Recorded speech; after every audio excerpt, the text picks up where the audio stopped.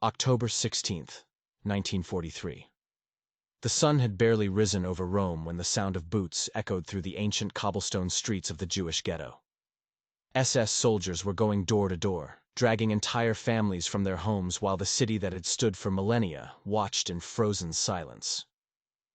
By noon, over 1,000 Jews would be rounded up and loaded onto trains bound for Avits. But here's what the history books don't tell you.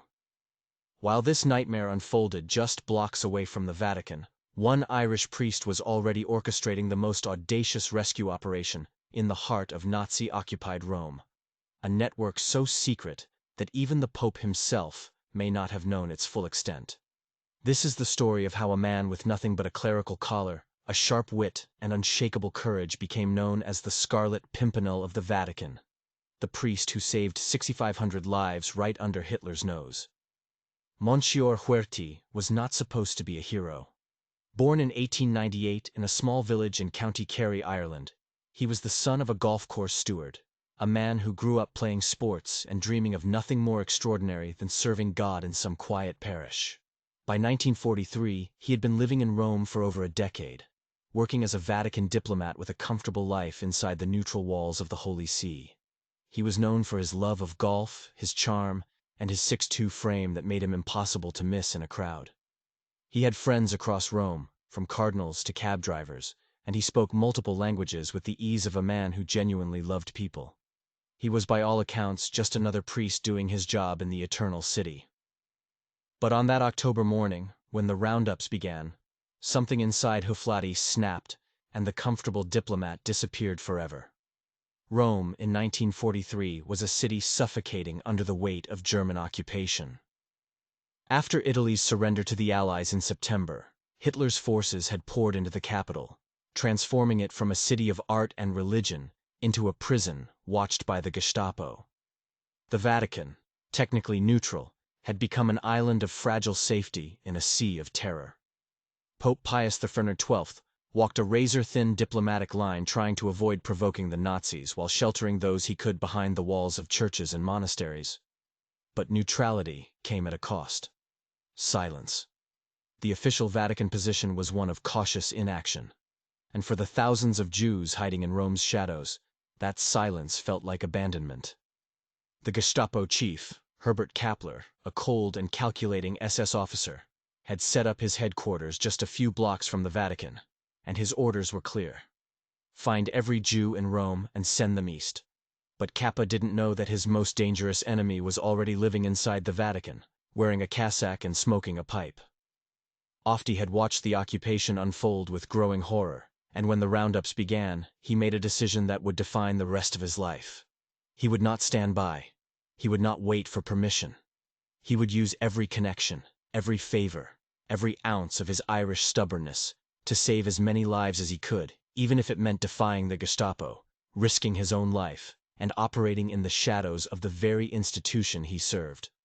What began as a single act of mercy would soon explode into an underground network of safe houses, forged documents, and secret escapes that stretched across Rome like invisible threads, all controlled by a priest who was about to become the most wanted man in the Nazis' crosshairs. By the end of this video, you'll discover how this Irish priest turned the Vatican into a fortress of resistance, how he outsmarted the Gestapo for nearly 2 years, and why his story was almost erased from history. This is the story they didn't want you to know. To understand how an Irish priest became the most dangerous man in Rome, you need to understand what made Hugh O'Flaherty different from every other Vatican diplomat in 1943. While most church officials were content to pray and hope for peace, O'Flaherty had spent years building something far more valuable than theological connections. He had built trust. As a Vatican official, responsible for visiting prisoner of war camps across Italy, he had traveled the country meeting Allied soldiers captured by the Axis powers, delivering messages to their families, and sneaking in supplies that kept morale alive. British soldiers, American airmen, South African troops, they all knew his name. He wasn't just a priest to them. He was a lifeline, a man who showed up when everyone else had forgotten they existed. And now, with Rome under Nazi control, those same skills, that same network of trust, would become the foundation of something far more dangerous. The turning point came just days before the October roundup, when a Jewish Italian woman named Henrietta Chevalier appeared at the gates of the Vatican, desperate and terrified. Her family was in hiding, and she had heard whispers that the Irish Monsignor might help. Ov didn't hesitate. He didn't ask for permission from his superiors, didn't consult with the Pope's advisors, didn't weigh the political consequences. He simply said yes. Within hours, he had arranged for her family to be hidden in a convent outside the city walls. It was a small act, but it was the spark that would ignite everything.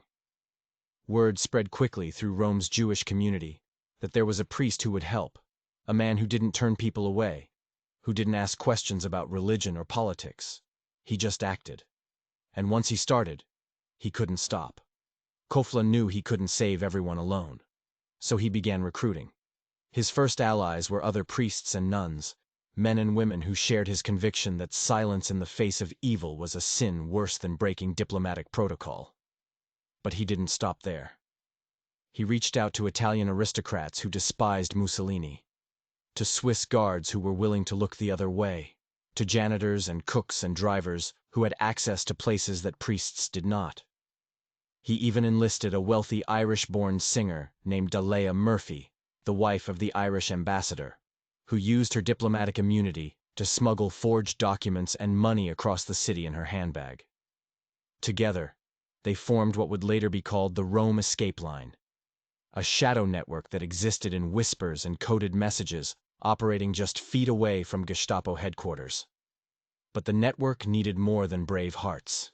It needed infrastructure. O'Flaherty transformed churches, convents, and monasteries across Rome into safe houses, hiding Jewish families in attics, basement, and behind false walls. He forged identity papers that turned Jews into Catholics overnight, complete with baptismal certificates that no Nazi officer could dispute. He bribed guards, paid off informants, and used his diplomatic status to walk freely through checkpoints that would have meant death for anyone else. And he did it all while maintaining his cover as a mild-mannered Vatican diplomat, attending dinners with Nazi officers, smiling politely, and memorizing every detail of their routines so he could exploit their weaknesses later. The operation grew faster than anyone expected.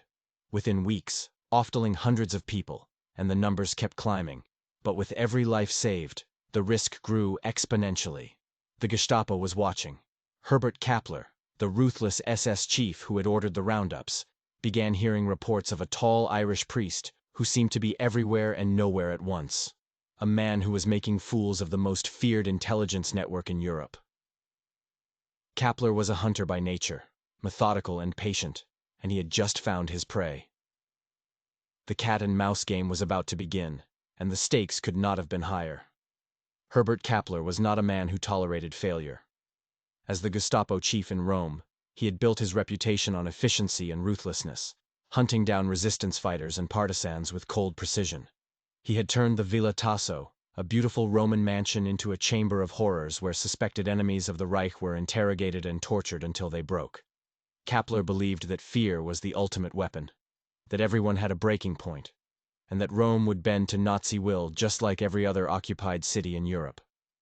But now, reports were flooding his desk that didn't make sense.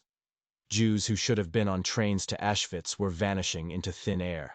Allied prisoners of war were escaping from camps and disappearing into the city. Someone was running an underground railroad right under his nose, and the more his agents investigated, the more one name kept appearing in their reports: Monsignor Hugh O'Flaherty. Kappler made his move in late October. He sent agents to watch the Vatican, to follow of every step, to document who he spoke to and where he went. But the Irish priest was already 3 steps ahead. O'Flaherty had informants inside the Gestapo, Italian clerks and secretaries who despised their Nazi overlords and were willing to risk everything to feed him information. He knew Kappler was watching. He knew his phones were tapped and his mail was being intercepted. So he adapted. He stopped using his real name in messages, started communicating through coded phrases that sounded like innocent church business, and began moving through Rome using disguises that would have impressed any spy agency. One day he was a laborer in workman's clothes. The next he was a street sweeper, and on special occasions he even dressed as a nun, his tall frame hidden beneath flowing black robes as he walked past German checkpoints without a second glance. But Kapler was persistent, and in November he decided to send O'Flaherty a message he couldn't ignore. Gestapo agents began raiding the safe houses, arresting priests and nuns who had been helping the network and executing anyone caught harboring Jews or Allied soldiers. The message was clear. Continue this work and everyone around you will die. For most men, this would have been the moment to stop, to retreat behind the safety of Vatican walls and save themselves. But O'Flaherty wasn't most men. Instead of backing down, he doubled his efforts. He expanded the network even further, recruiting new operatives to replace those who had been arrested, and personally visited the families of those who had been taken to promise them that their sacrifice would not be in vain. The psychological warfare between the two men escalated to the point of absurdity. Kapler, growing increasingly frustrated, did something almost unprecedented. He drew a white line on the pavement at the edge of St. Peter's Square, the exact boundary where Vatican neutrality began, and his authority ended. He positioned guards along the line with orders to arrest Ole the moment he stepped across it. It was a trap, a dare, and a humiliation all at once. The priest had become so untouchable inside Vatican territory that the only way to catch him was to wait for him to make a mistake. But O'Flaherty turned Kapler's trap into theater. Every evening as the sun set over Rome, he would appear at the top of the steps of St. Peter's Basilica, standing just inches from the white line, smoking his pipe, and staring directly at the Gestapo agents below. He would wave at them, smile, and then disappear back into the Vatican. It was psychological warfare at its finest, a daily reminder that Kapler, for all his power, could not touch him. But the White Lion was more than just a taunt. It represented the fragile boundary between life and death for thousands of people hiding across Rome. As long as O'Flaherty stayed inside, he was safe. But his work required him to leave, to move through the city to coordinate rescues and deliver forged papers. And every time he crossed that line, he was gambling with his life. O'Flaherty's escapes became the stuff of legend. He developed a repertoire of disguises so convincing that even people who knew him personally would walk right past him on the street without recognition. His favorite was dressing as a coal merchant, his face blackened with soot, pushing a cart through the checkpoints, while Gestapo agents searched for a tall Irish priest in clerical robes. He would hide messages in hollowed-out loaves of bread, smuggle forged documents in bundles of firewood, and coordinate rescue operations using the most unlikely messengers, children. Roman street kids, orphans, and runaways who knew every alley and shortcut in the city became his most trusted couriers. They were invisible to the Germans, just part of the city's background noise, and they moved through Rome like ghosts, delivering coded notes that kept the entire network functioning. But the operation wasn't just about clever disguises and narrow escapes. It required an infrastructure that was staggering in its complexity. Ole needed money, vast amounts of it, to pay for food, rent safe houses, bribe officials, and forge documents. He couldn't exactly send invoices to the Vatican treasury.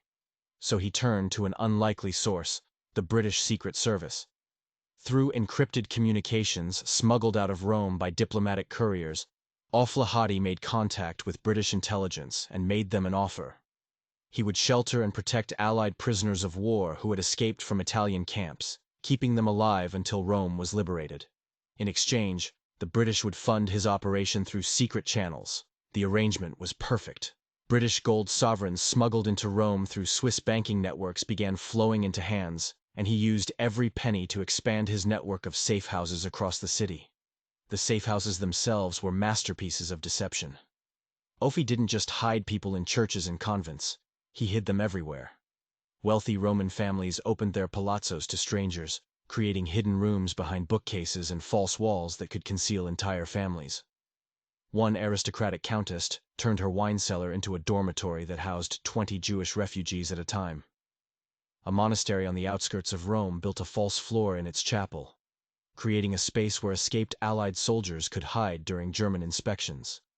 And perhaps most audaciously, often even hid people inside the Vatican itself in apartments and offices that technically belonged to neutral diplomatic territory, but were scattered throughout buildings that the Germans regularly patrolled.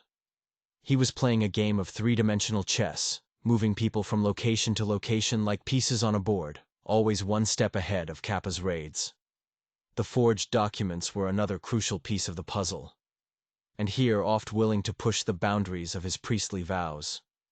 He recruited a team of forgers, artists, and clerks who could replicate German military passes, Italian identity cards, and Vatican diplomatic papers with such precision that they passed inspection even under close scrutiny. Birth certificates were backdated, baptismal records were fabricated, and entire false histories were created for people who had never set foot in a Catholic church until the moment they needed one to survive. Though Flatty rationalized it simply, if lying could save a life, then it wasn't a sin. It was a sacrament.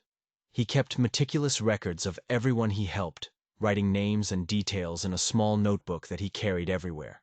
A ledger of souls that he guarded more carefully than his own life. But the human cost of running this operation was beginning to show. O'Flaherty barely slept, surviving on a few hours of rest each night before rising to coordinate the next day's rescues. He lost weight, his face became gaunt, and his hands developed a permanent tremor from exhaustion and stress. Several times he came within seconds of being captured, once escaping a Gestapo raid by climbing out a window and scaling across Roman rooftops like a character from a spy novel. His closest collaborators begged him to slow down, to delegate more, to take fewer risks. But he refused. Every day the war continued was another day that people were dying, and he believed that if he could save just one more life, all the sleepless nights and near-death experiences were worth it. By the spring of 1944, O'Flaherty's network had grown to include over 60 safe houses and was sheltering thousands of people. But the larger it grew, the more vulnerable it became. One captured operative, one intercepted message, one moment of bad luck, and the entire operation could collapse like a house of cards, taking thousands of innocent lives with it. The breaking point nearly came in March 1944 when the Gestapo finally got their hands on one of its key operatives, a young Italian priest named Father Borg, who had been running one of the largest safe houses in the city. The Germans arrested him during a routine patrol, finding forged documents hidden in his breviary. They took him to the Villa Asso Kapler's headquarters, and for 3 days they tortured him, demanding the names of everyone in the network, the locations of the safe houses, and most importantly proof that O'Flaherty was the mastermind behind it all. But Father Borg never broke. Even as they beat him, even as they threatened to execute him, he gave them nothing. On the 4th day the Gestapo released him, battered and broken, but alive, perhaps hoping he would lead them back to Arai. Instead, he went directly to a church, confessed his sins, and then disappeared into the network himself, becoming one of the hidden rather than one of the rescuers. His silence had saved hundreds of lives, but the message too was clear. The Gestapo was getting closer. Kapler changed tactics. If he couldn't catch through raids and surveillance, he would try to turn the people of Rome against him. The Gestapo began spreading rumors that the Irish priest was actually a British spy, that he was using humanitarian work as a cover for espionage, and that anyone who helped him was committing treason against Italy. They posted notices around the city warning that harboring enemies of the Reich was punishable by immediate execution, not just of the guilty party, but of their entire family. The psychological pressure was immense. Families who had opened their homes to refugees began to reconsider. Some safe houses closed their doors, their operators too terrified to continue. The network that Flatty had built so carefully was beginning to fracture under the weight of fear. But O'Flaherty had an answer for that too. He began personally visiting every safe house operator who showed signs of wavering, not to pressure them, but to release them from their obligation. He would sit with them, thank them for their service, and tell them that no one would judge them for choosing to protect their own families first. And then something remarkable happened.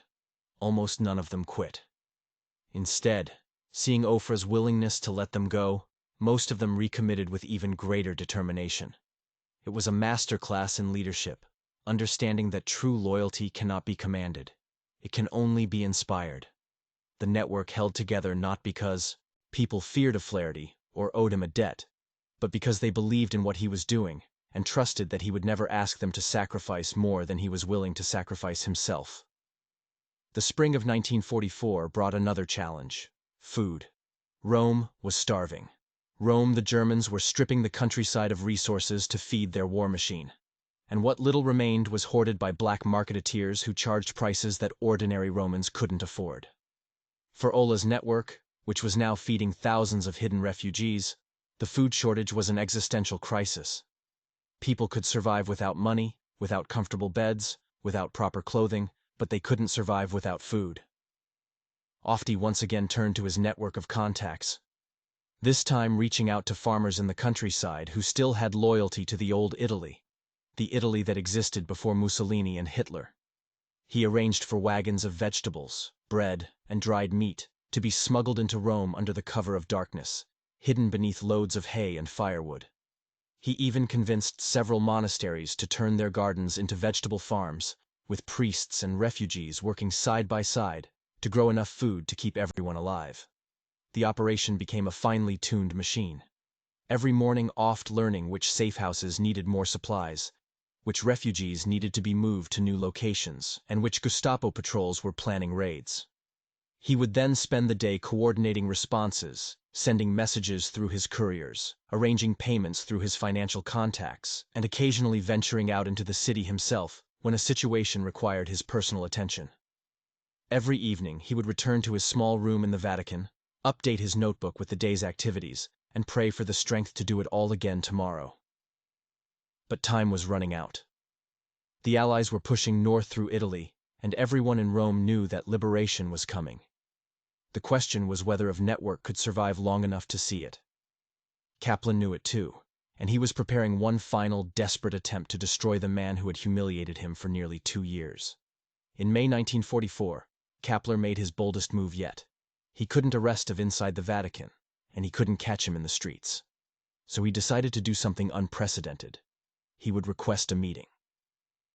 Through diplomatic channels, Kaplan sent word that he wanted to discuss a prisoner exchange, a legitimate humanitarian negotiation that would require often diplomat. It was a trap, and everyone knew it.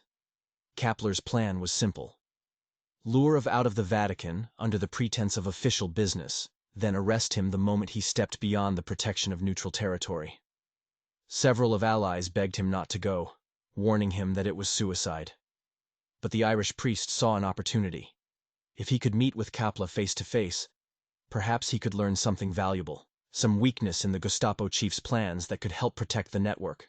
Against all advice, O'Flaherty agreed to the meeting. The encounter took place in a neutral location, a small office in a building that straddled the boundary between Vatican territory and German-controlled Rome. Arrived dressed in full clerical regalia, his 6.2 frame making him impossible to miss. Walking calmly through a corridor lined with SS guards who would have given anything to arrest him on the spot. Kaplan was waiting inside, seated behind a desk, his cold eyes studying the priest like a scientist examining a specimen. For nearly an hour, the two men talked ostensibly about prisoners of war, but really engaging in a psychological duel. Kaplan accused of harboring enemies of the Reich. Ophi calmly denied everything, maintaining his cover as a simple priest doing humanitarian work. Kaplan threatened him with evidence, with witnesses, with the promise of arrest. Ofti smiled and reminded him that Vatican neutrality protected him from German jurisdiction. It was a dance, each man probing for weakness, and when it ended, both walked away with a grudging respect for the other's determination. But the meeting had consequences. Kaplan, unable to arrest through legal means, decided to escalate. He began targeting the network more aggressively, using informants and collaborators to identify safe houses and arrest their operators. In one brutal week in late May, the Gestapo raided 8 locations, arresting dozens of people and executing 3 on the spot as a warning to others. The network was hemorrhaging, and Oft knew that if the raids continued at this pace, everything would collapse before the Allies could reach Rome. He needed to buy time, and he needed to do something that would force Kaplan to divert his attention elsewhere. Ophi made a calculated gamble. He began deliberately leaking false information through channels he knew were compromised, sending the Gestapo on wild goose chases across Rome. He fed them addresses of abandoned buildings, described safe houses that didn't exist, and planted rumors of a massive escape operation that was supposedly happening in the northern districts. The Germans took the bait, wasting precious resources raiding empty locations, while the real safe houses operated unmolested. It was a dangerous game because if Kapler realized he was being deceived, the retaliation would be swift and brutal. But off Testo distracted was another day that thousands of people stayed alive. By early June, the sound of artillery could be heard in the distance. The Allies were less than 50 miles from Rome, and the entire city held its breath. Kapler's time was running out, and he knew it. In a final act of spite, he ordered his men to prepare a list of everyone suspected of collaborating with O'Flaherty's network, planning mass arrests and executions before the Germans retreated from the city. It was a race against time, and the fate of thousands hung in the balance. June 4, 1944, dawned with an eerie silence over Rome. The artillery that had rumbled in the distance for weeks had suddenly stopped, replaced by a tension so thick you could feel it in the air. German troops were evacuating the city, loading trucks with stolen art and supplies, destroying documents, and preparing to retreat north. Kapler's offices at the Villaso were in chaos, with agents burning files and dismantling equipment. But even in retreat, the Gestapo chief hadn't forgotten his obsession. That morning, he gave the order for one final operation: arrest everyone on the list. SS squads fanned out across Rome with orders to raid every suspected safe house simultaneously, to capture entire network in one coordinated strike before the Allies arrived. It was Kapler's last chance to destroy the man who had humiliated him, and he threw everything he had into it. Oft learned about the raids within minutes of their launch. His network of informants, now operating with reckless bravery, knowing liberation was hours away, sent desperate messages to the Vatican, warning him that the Gestapo was coming. The priest faced an impossible decision. He could stay hidden inside the Vatican and watch helplessly as his collaborators were arrested and executed, or he could risk everything in one final gamble to save them. Without hesitation, he chose action. Oft he grabbed his notebook containing the names and locations of everyone in the network, stuffed it into his cassock, and for the first time in months, he walked directly across the white line at St. Peter's Square, in broad daylight in full view of German guards, who couldn't believe what they were seeing. He climbed into a waiting car driven by one of his trusted operatives and disappeared into the chaotic streets of Rome. What followed was the most audacious 12 hours of Ofra's entire operation. Moving through a city that was simultaneously celebrating liberation and fleeing German retribution, he went from safe house to safe house ahead of the Gestapo raids, evacuating people minutes before the soldiers arrived. He used every trick he had learned over 2 years of cat-and-mouse warfare, splitting families into smaller groups to make them harder to track, moving them through sewers and back alleys, hiding them in churches that had already been searched. At one location, he arrived to find SS troops already breaking down the door. Without hesitation, he walked up to the German officer in charge, introduced himself as a Vatican diplomat investigating reports of looting, and calmly demanded to know by whose authority they were violating church property. The sheer audacity of his lie, delivered with perfect German and unshakable confidence, confused the soldiers long enough for the refugees inside to escape through a back exit. By nightfall, American tanks were rolling into Rome from the south, and the German withdrawal had turned into a rout. Kapler, realizing he had failed, gathered his remaining staff and fled the city under cover of darkness, taking with him a hatred for O'Flaherty that would last the rest of his life. But the priest wasn't celebrating yet. Even as jubilant crowds filled the streets welcoming the liberators, O'Flaherty was still working, still evacuating the last hidden refugees, still making sure that every single person in his network reached safety. He worked through the night, and when the sun rose on June 5 over a free Rome, he finally allowed himself to stop. He had done it. Against impossible odds, against the full might of the Gestapo, he had saved them all. The final tally would take weeks to calculate. But when all the names were counted, the number was staggering. 6,500 people. Jews, Allied soldiers, Italian resistance fighters, political refugees, all alive because one Irish priest refused to accept that neutrality meant doing nothing. Ofti had turned the Vatican into a fortress of resistance, had built an underground railroad that operated under the noses of the most feared intelligence agency in the world, and had personally risked his life hundreds of times to ensure that not a single person was left behind.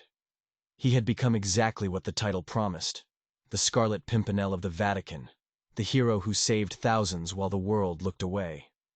The liberation of Rome should have been Olati's moment of triumph. The day when his network emerged from the shadows and received the recognition it deserved. American and British officers, learning about the thousands of Allied soldiers he had sheltered, wanted to throw him a parade, to pin medals on his chest, to make him a hero for the newspapers. But oft refused all of it. He declined interviews, avoided photographers, and insisted that any credit should go to the hundreds of ordinary Romans who had risked their lives opening their homes to strangers. When a grateful British officer asked him how he had managed to save so many people, Olati simply shrugged and said he was just doing God's work, nothing more. It was vintage of humble, deflecting attention and already thinking about the next person who needed help, rather than dwelling on past accomplishments. But the work wasn't finished. Rome was liberated, but the war continued to rage across Europe, and refugees were still flooding into the city from the north, fleeing the advancing front lines. Ofti immediately pivoted his network from rescue operations to relief work, converting his safe houses into shelters for displaced families, and using his British funding to purchase food and medical supplies. He worked with the same intensity as he had during the occupation, as if liberation had changed nothing about his mission. His collaborators, exhausted from 2 years of living in constant fear, begged him to rest, to take time to recover, but often stop. For him, every refugee without shelter, every child without food was a personal failure, and he drove himself to the point of collapse, trying to help them all. The toll of those years finally caught up with him in the summer of 1945. Ophi suffered a stroke. His body finally rebelling against the months of sleepless nights, constant stress, and physical exhaustion. He was hospitalized for weeks. And when he recovered, he was no longer the vigorous man who had climbed across Roman rooftops and outrun Gestapo agents. His left side was partially paralyzed, and he walked with a pronounced limp. The Vatican, recognizing that he could no longer work at the same pace, quietly reassigned him to administrative duties, effectively ending his humanitarian fieldwork.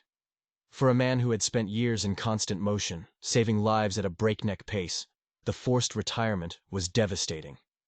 But even from behind a desk, Allah continued to help where he could, writing letters on behalf of refugees, advocating for displaced persons, and maintaining contact with the families he had saved. And then something extraordinary happened in 1946. Herbert Kappler, the Gestapo chief who had spent 2 years trying to kill Ole, was arrested by the Allies and put on trial for war crimes, including the massacre of 335 Italian civilians in the Ardeatine caves. He was convicted and sentenced to life imprisonment in an Italian military prison. Most people expected O'Flaherty to celebrate, to finally enjoy the satisfaction of seeing his enemy behind bars. Instead, the Irish priest did something that shocked everyone who knew him. He began visiting Kappler in prison. Once a month, O'Flaherty would travel to the military prison and spend hours talking with the man who had tried to murder him, bringing him books, discussing philosophy and religion, and gradually, patiently working to save Kappa's soul the same way he had saved thousands of bodies during the war. For over 10 years, Oft continued these visits, never publicizing them, never seeking recognition for his extraordinary act of forgiveness. In 1959, on his deathbed, Kappler, the cold and ruthless SS officer who had terrorized Rome, converted to Catholicism, baptized by the very priest he had once hunted. It was Olati's final rescue, perhaps his most difficult one, proving that his mission had never been about revenge or glory, but about the fundamental belief that every human soul, no matter how dark, deserved a chance at redemption. Hugh O'Flaherty returned to Ireland in 1960, his health failing and his body worn down by decades of service. The Vatican gave him a quiet retirement, a modest pension, and a final assignment at a small parish in his home county of Kerry. Far from the chaos and intrigue of Rome, he moved into a simple cottage overlooking the Irish countryside, a world away from the underground networks and Nazi manhunts that had defined his life. For a man who had saved thousands, who had outwitted the Gestapo and become a legend in the resistance, his retirement was almost anticlimactic. There were no state ceremonies, no grand celebrations, no monuments erected in his honor. He simply faded back into the quiet life of an Irish country priest, saying mass for local parishioners, who had no idea that the tall, limping man at the altar had once been the most wanted person in Nazi-occupied Rome. The people he had saved, however, never forgot. Letters arrived at his cottage from around the world, from Jewish families living in Israel, from former Allied soldiers settled in America and Australia, from Italian resistance fighters who had survived the war. They wrote to thank him, to tell him about their children and grandchildren, to let him know that their lives that would have been extinguished without his intervention, were continuing and flourishing. Hoflaherty kept every letter, filing them carefully in boxes that filled his small home. He would read them on difficult days, when the pain from his stroke was particularly bad, when the memories of those who hadn't made it haunted his dreams. Those letters were proof that his work had mattered, that the sleepless nights and constant fear had been worth it. But outside of the communities he had directly touched, off navigating the complex legacy of Pope Pius XII's wartime silence, was uncomfortable with stories that highlighted individual priests acting independently of official Vatican policy.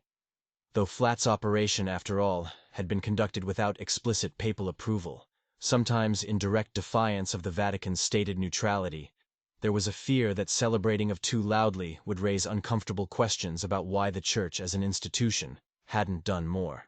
So his story was quietly downplayed, mentioned only in passing in official histories, relegated to footnotes, while other more politically convenient narratives took center stage.